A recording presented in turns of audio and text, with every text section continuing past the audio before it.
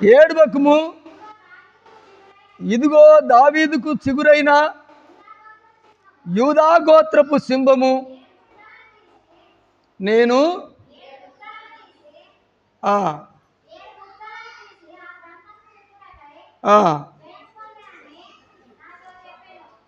వీలారా ఈ వచనాన్ని మనము అర్థం చేసుకుంటే చాలు. బైబుల్ చాలా ప్రపంచమంతా ఉంది. మనకు మతికుండాల. యేసుక్రీస్తు నాకు రక్షణ ఇచ్చిన దేవుడు యూదా గోత్రపు వాడంట.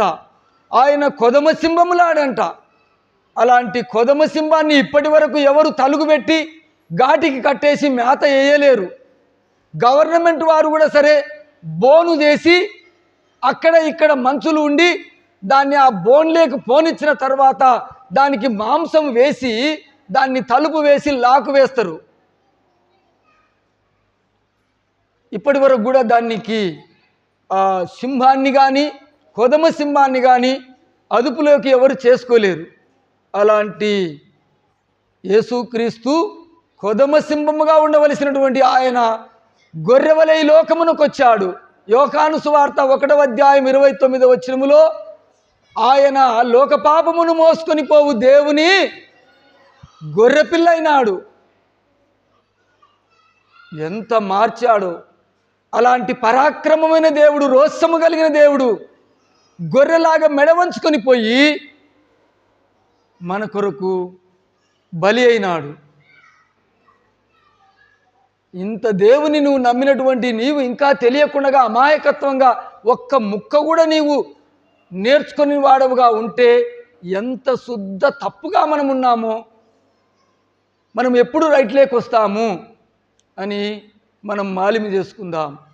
దేవుడు ఈ సంఘాన్ని, ఈ బైబుల్ను, ఇదంతా ఈ చరిత్ర అంతా ఊరికనే నామకార్థంగా ఉలావుగా అలా ఆచార పద్ధతిగా చేస్తున్నామా? దీనికి ఒక చరిత్ర ఉంది. ఈ లోకరాజ్యములన్నీ కూడా దేవుడు తీర్పు తీర్చి మునిగిపోయినప్పుడు యేసు నమ్మిన బిడ్డలు ఒక్కరు మాత్రమే పరలోకములో యుగయుగాలు ఆనందిస్తున్నటువంటి చరిత్ర చెప్తా ఉంది. అందుకొరకే నిన్ను నమ్ముకొనమని బాప్తీసం ఇచ్చి నిన్ను మంచి మాటల చేత బుజ్జిగించి దేవుని సన్నిధికి నడిపిస్తే, నీవు నిద్రపోతుంటే, నీకు వాక్యము ఎక్కకపోతే, యేసుక్రీస్తు యూదా గోత్రపు సింహము అని నీకు తెలియకపోతే నువ్వెట్లా ఆరాధిస్తావు? ఆరాధన చేయలేవు. నీ కడుపుకు నీవు అన్నం తింటే నువ్వు బలంగా ఉంటావు. ఎవరినో తొలకొచ్చుకొని వాక్యాలు వింటే నీవు బలం రాదు. నువ్వు నేర్చుకోవాలా.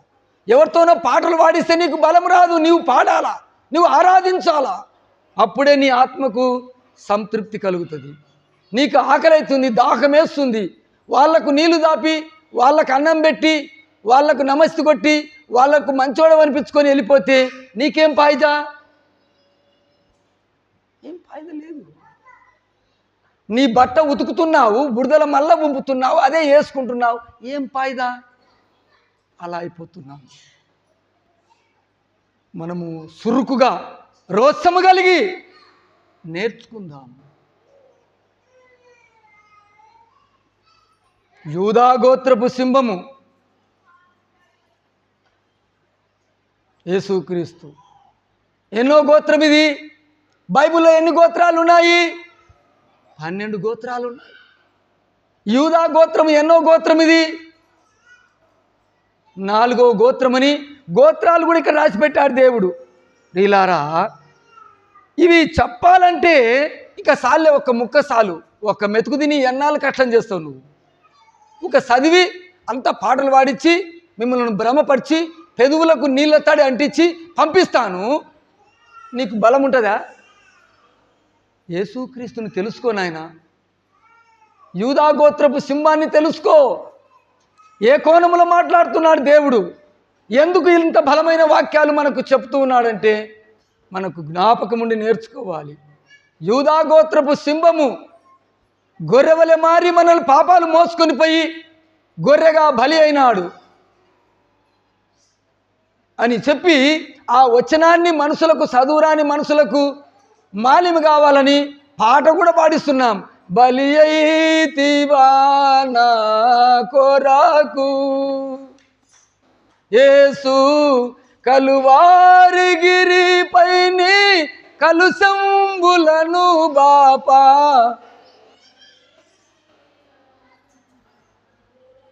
ఎవరు పాడాలి ఈ పాట? పాస్టర్ల కాడికి పాడితే సరిపోతుందా? పాస్టర్లో ఉన్న భక్తి మీ కడుపులేకొచ్చి చేరుతుందా? చాలా అమాయకత్వంగా ఉన్నాం. నువ్వు పాడాలా? గొర్రెను గడ్డి కాడికి దొరకపోతాడు, నీళ్ళ కాడికి దొరకపోతాడు. గొర్రె కడుపులో గడ్డి చెక్కడు, కాపరి చెప్తాడా? చెప్పండి అమ్మా.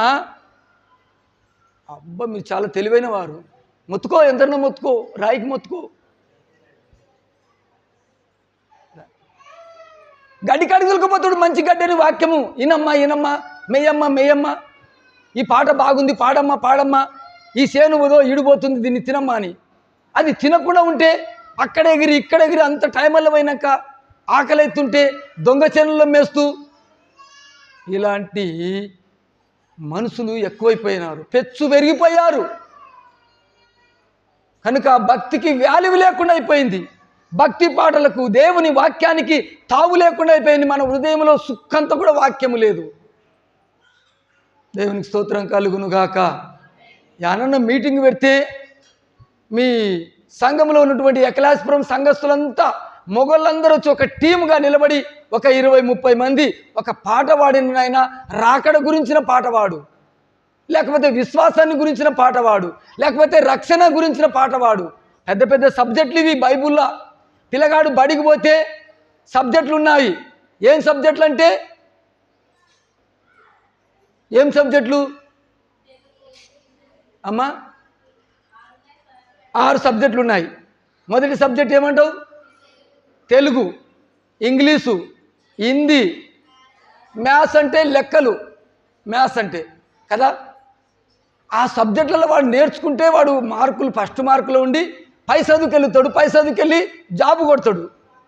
ఏమి రానప్పుడు నేను చదివిచ్చిద్దండగరా బరగడ్లుగా అయిపో, అది కూడా రాకపోతే ఏమన్నా అడక తినిపో అంటాడా లేదా? అంటాం కదా మనం. ఇంత పెద్దగైనాక పెళ్లి చేసినాక వాని బట్టలే ఉతికి, వానికే ఎదురు చేసి పెట్టి, వానికి అన్నం వండి పెట్టి, వాని కాళ్ళు విసికి, వాని తలకాయ రుద్ది అన్న చేస్తామా?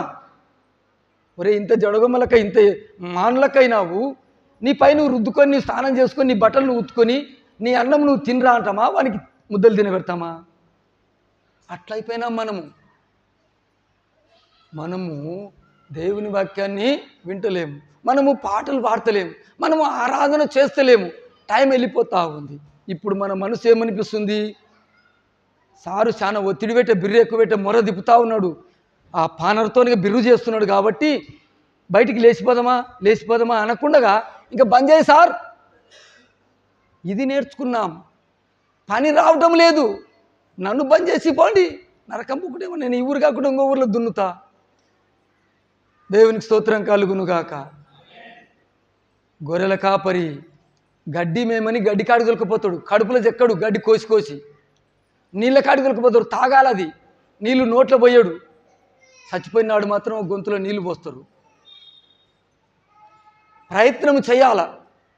గాలిలో దీపం పెట్టి ఆరిపోవాకు దేవా అంటే నువ్వు దేవుడవు కదా, ఈ దీపం పెట్టి ఆరిపోయా, ఈ మనిషి ఎట్ట సరిపోయా, ఈ మనిషికి రోగం పెట్టొచ్చా, నువ్వు దేవుడవు కదా, పాస్టర్ అయ్యవు కదా, వాన రాకుండా ప్రార్థన చెయ్యి, ఆపమని చెప్పు, నువ్వు బల చెప్తావు అని ఒక ఆయన అంటాడు. నేను పాస్టర్ని, తప్పించుకున్నాను. నేను చనిపోవడానికైనా సిద్ధమైనా, నేను ఎవరైనా చంపడానికైనా, చచ్చిపోతే దేవుని కొరకు చనిపోతే వాక్యం చెప్పకుండా ఆ భారం సరిపోతుంది. కానీ దేవుడు ఎప్పటికీ మారని దేవుడు. నాలాంటి పాస్టర్లు ఎంతమంది వచ్చినా మనుషులు నేర్చుకోవాలని చెప్తా ఉన్నారు, కానీ నేర్చుకోకుండా ఉండటం వలన ఈ దేవుడే ఉన్నాడా, ఇంకొక దేవుడు లేడా, ఇంకొక మార్గం లేదా, ఇంకొక పరలోకం లేదా అని నువ్వు అట్లా అనుకొని నష్టపోకుండా టైం అయికుండా ముసలోడవైపోయిన తర్వాత నీవు యా దేవుడు నీకు అడ్డురాడు.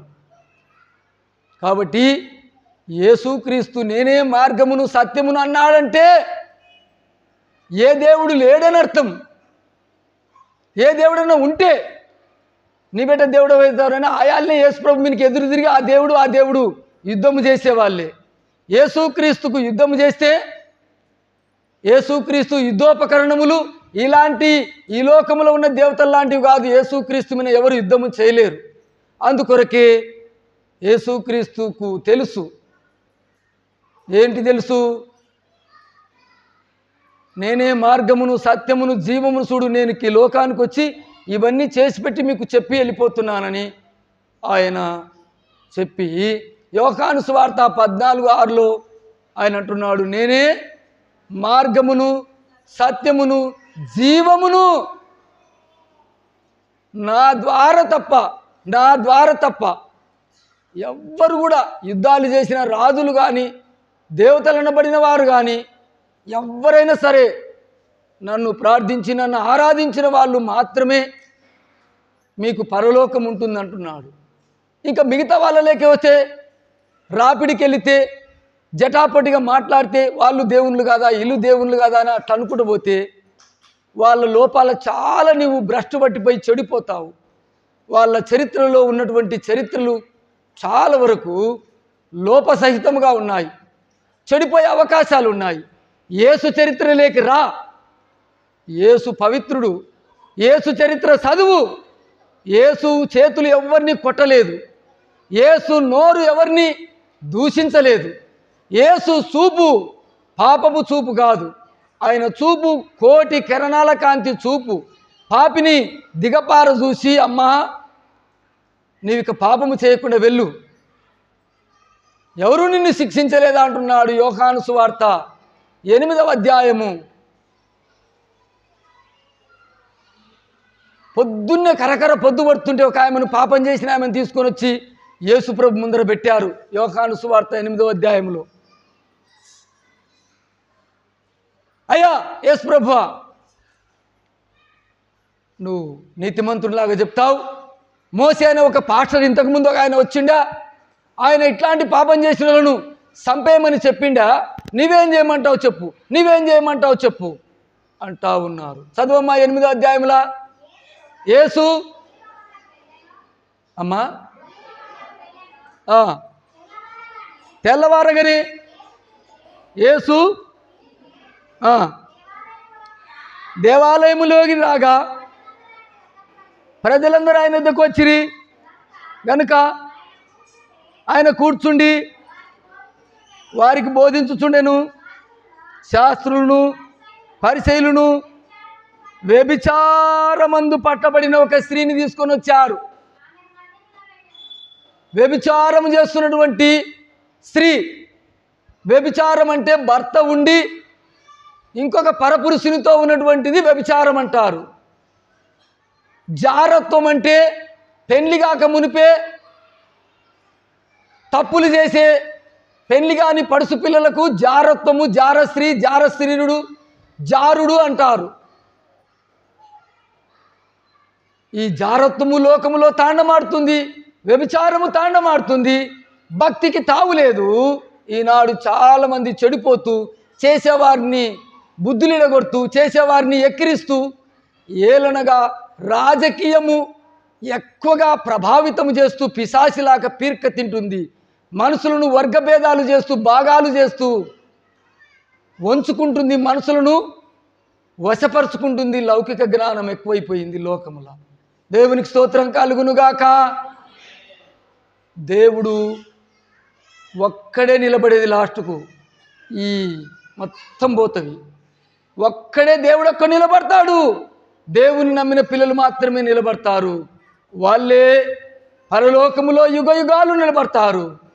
ఈ లోకములో ఉన్నటువంటి ఈ రాజకీయ వ్యవస్థ అంతా నాశనమైపోతుంది అని బైబిల్ చెప్తుంది. బైబిల్ చదవండి, ఒక్క నెలలో బైబిల్ చదవచ్చు శ్రద్ధ ఉన్న వ్యక్తి. 6 నెలల్లో బైబిల్ అంతా చదువుకొని భక్తుడు కావచ్చు. సంవత్సరములో బైబిల్ అంతా చదివి ప్రయోజకుడు కావచ్చు. ప్రతి ఇంట్లో బైబిల్ అరుదుగా ఉండాలని బైబిలు దేవుడిచ్చాడు. కనుక ఇక్కడ పట్టబడిన స్త్రీని తీసుకొని వచ్చారు. ఏమంటున్నారు చదువమ్మా? అట్టి వారిని రాళ్ళు విసిరి చంపవలనని ధర్మశాస్త్రములో మోసే మనకు ఆజ్ఞాపించను కదా. యేసు ప్రభుని అడుగుతున్నారు ప్రజలు వచ్చి, పట్టుకొచ్చిన వాళ్ళు యేసు ప్రభు దగ్గరికి ఆమెను పట్టుకొని వచ్చి అడుగుతూ ఉన్నారు. రాళ్లతో కొట్టి చంపేది మాకు తెలుసు, నీవేం చేయమంటావు చెప్పంటే అన్నీ మీకు తెలుసు, కొట్టి చంపేది తెలుసు, తీర్పు తీర్చేది చెప్పు, న్యాయం తెలుసు, మీరే న్యాయకాళ్ళు, మీరే అన్యాయం చేస్తోళ్ళంతా. యేసు ప్రభు ఏం చెప్పాలి ఇప్పుడు? ఏమన్నా చెప్తే ఈయనను సిక్కులో వేసుకొని ఈయనను చంపనికే తీసుకొని వచ్చారు. ఈయనకు వచ్చింది ముందర బెడద. ఈయనను యేసుక్రీస్తును చంపడానికి వాళ్ళు పన్నాంగము బన్ని యేసును తప్పులెతుకుతూ యేసును చంపడానికి వాళ్ళు అంతా కంకణము కట్టుకున్నటువంటి వాళ్ళు యేసును కుట్ర చేసి లాస్ట్కు వాళ్ళ మనిషి ద్వారానే ఆయనను చంపించారు. యేసు మనిషే యేసును చంపించాడు. యూదుల గోత్రములో పుట్టినటువంటి యూదా గోత్రం మనిషే యేసును చంపించాడు. ఆ కొమ్మ మీద ఉంటున్నాడు, ఆ కొమ్మనే నరుకుతున్నాడు. ఆ కొమ్మ మీద కూర్చున్నాడు, ఆ కొమ్మనే నరుకుతున్నాడు. అంటే దాని అర్థం ఏంటి? నరికేటువంటిది సాతాను అనేటువంటి స్థానంలో ఉంది గొడ్డలి. ఆ గొడ్డలే ఉత్త గొడ్డలి నరకలేదు కొమ్మను, దానికి కోమ పెడతారు, కట్టె. ఆ కట్టె లేకపోతే కట్టెను నరకదు.